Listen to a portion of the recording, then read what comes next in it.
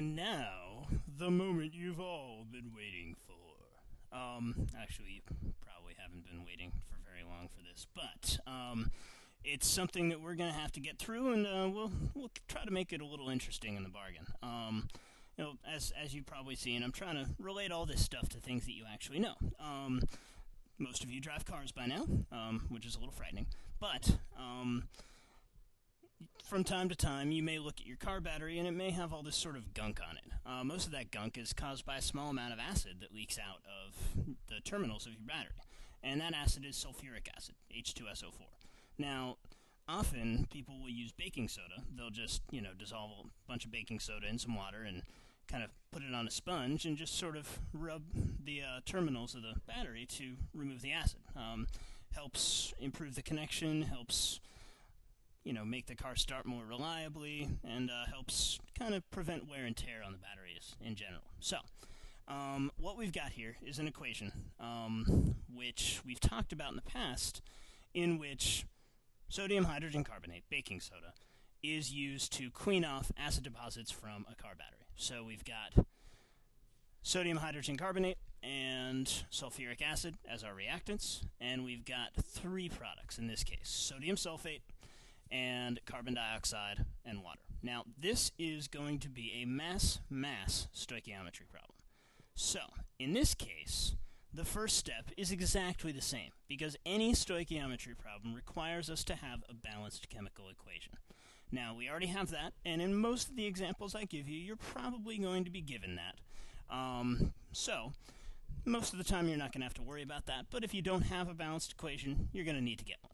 In this case, we've got that done for us. Now, basically, we're going to set up a grid just like we have with any type of problem that we've done for the last month or so. And we're going to start with what we're given. Now, in this case, we're given a mass of baking soda. So, just give me a minute to set this up.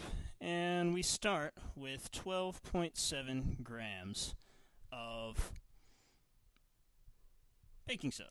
So, we'll start with that. And again, remember that I'm writing in the identity of this substance all the time. I'm making sure that I can really see what substance I'm dealing with. I'm going to try to thin that line out a little bit to fit a little more in, make it a little clearer. And now, we want to know how many moles of H2SO4 are needed. So, first thing we always have to do, and we're about to do this here, so I'm going to go ahead and check it off, is we are going to convert the grams of the given substance to moles. To do that, we use the molar mass, and that's something which all of you should be pretty familiar with right now. So, molar mass of sodium hydrogen carbonate is 84.01 grams. Again, feel free to check that if you want. And then, we're going to put 1 mole of sodium hydrogen carbonate on the top. Now, again, really important to make sure you know what you're dealing with. 1 mole of sodium hydrogen carbonate is the same as 1 mole of anything else in a lot of respects. It's got the same number of particles and whatnot. But in terms of its mass, which we're really concerned about here, because really that's all we ever care about, then it's a completely different thing. So we need to make sure we know what we're dealing with. So, our next step, once we get the moles of sodium hydrogen carbonate, and again, some of you may prefer to do this out. I would warn you not to round excessively, because I saw a couple of those on the most recent test. But make sure that at least you have the calculations together here. Now, our next step, and this is step number 3 on our chart over here, we're going to use that mole ratio. Remember the mole ratio that we saw in the previous 2 podcasts? Here it is again. And you use a mole ratio anytime you have one substance, you're given one substance, and you want to find out information about another. So in this case, we know about sodium hydrogen carbonate. So we're going to look at the balanced equation. We're going to find the coefficient that's in front of baking soda in the balanced chemical equation. And in this case, it's 2. And that's what we're going to put on the bottom here so we can get rid of that particular unit. So, again, we can cross that out.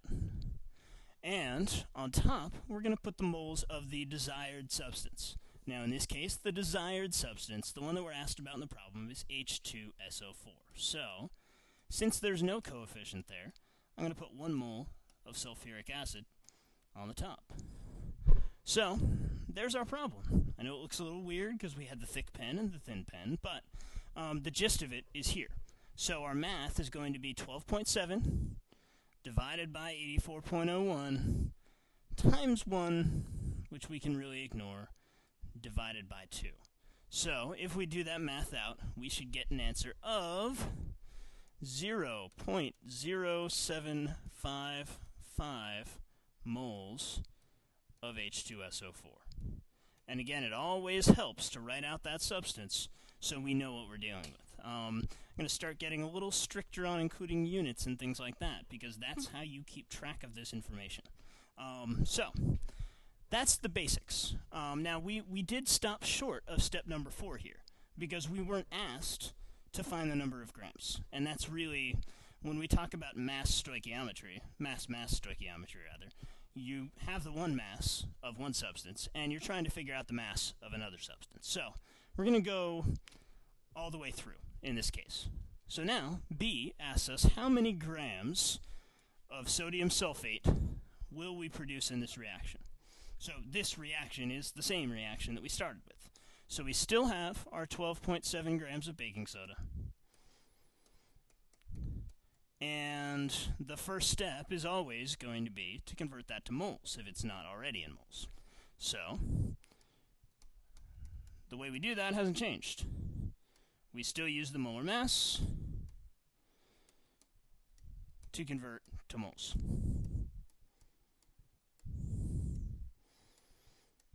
Alright, so now we can cross out the grams, and we're left with moles of sodium hydrogen carbonate. Now, we want to know about sodium sulfate this time. So when we're writing in our mole ratio, the bottom is still going to be the same because we still want to cross out, we still want to eliminate sodium hydrogen carbonate. So 2 moles of NaHCO3 go on the bottom. And on top, we got to look at the other side because sodium sulfate is this guy right here, Na2SO4. But it turns out that the mole ratio is exactly the same as in the first one. It's 1/2.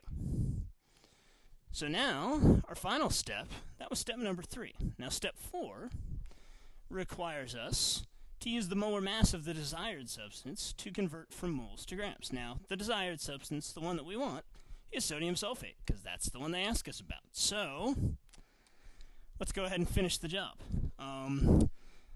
The molar mass of sodium sulfate happens to be 142.05 grams. We're going to put 1 mole down here. Again, always making sure I'm specific.